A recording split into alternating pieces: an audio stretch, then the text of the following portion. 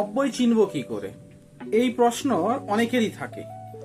কাল, বচন, পুরুষ এবং লিঙ্গ, কি কি বললাম?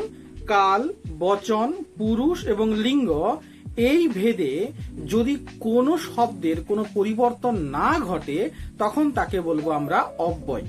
একটা কথা মাথায় রাখো, অব্যয় নামটাই তাই সেরকম যে কি না যার ব্যয় নেই, যার পরিবর্তন নেই। কোথায়? না লিঙ্গ, বচন, পুরুষ এবং কাল ভেদে যার কোনো পরিবর্তন নেই। এখন কথা হচ্ছে আমরা যে অব্যয় চিনব কি করে?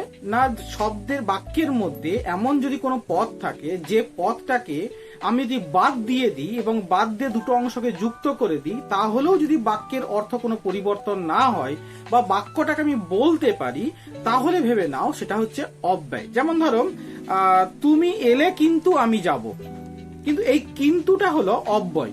এই কিন্তু পদ দিয়েও আমি বলতে পারি তুমি এলে আমি যাব, অর্থাৎ কিন্তু পদ বাদ দিয়েও আমি বলতে পারছি আমার পুরো বাক্যটা এবং অর্থ কোনো পরিবর্তন হচ্ছে না। এই কিন্তু হলো গিয়ে কি না অব্যয়। তাহলে অব্যয় চেনার সহজ উপায়টা কি?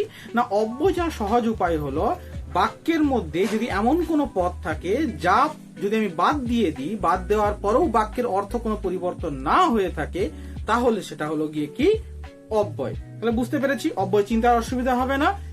এরকম ভিডিও পেতে অবশ্যই আমাদের ইউটিউব চ্যানেলটিকে সাবস্ক্রাইব করো এবং বেল আইকনটি অল করে দাও। আর যারা আমাদের ফেসবুক পেজ থেকে দেখছো তারা অবশ্যই আমাদের ফেসবুক পেজটাকে ফলো করো।